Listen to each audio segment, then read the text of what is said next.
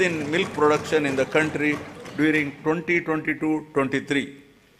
Andhra Pradesh stands first in the total fish production in the country with 30% share and contributes 31% to seafood exports value of the country.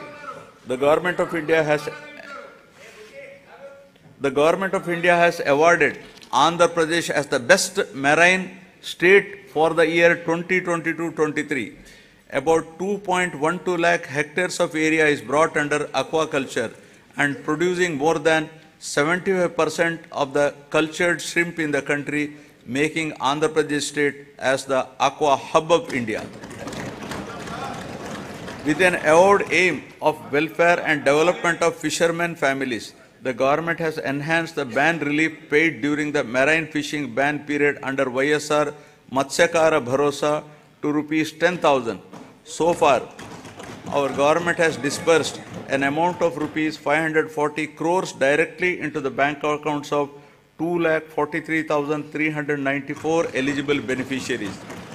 The ex gratia being given to deceased fishermen family in case of death of active fishermen while fishing has been enhanced from 5 lakh to Rs 10 lakhs.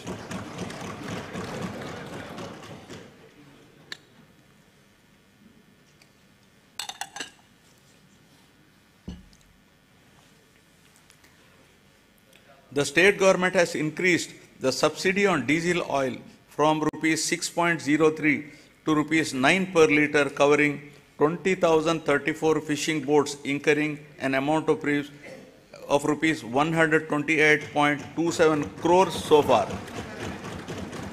The government has also spent Rs 3,186.36 crores so far to benefit 61,682 aqua farmers towards power tariff concessions. 35 integrated aqua labs are being established across the state with an expenditure of Rs 50.30 crores to ensure quality aqua products. Development of mother and child and women empowerment. Andhra Pradesh is committed to focus on empowering women and use their capabilities in the state building process in a more effective way, ensuring them of proper health, nutrition and hygienic ambience. The state is also committed to improving child health care and nutritional intake for enabling them to become better citizens by promoting social, emotional, cognitive development of the child through Anganwadi services. The services are being provided through 55,607 main and mini Anganwadi centers in Andhra Pradesh.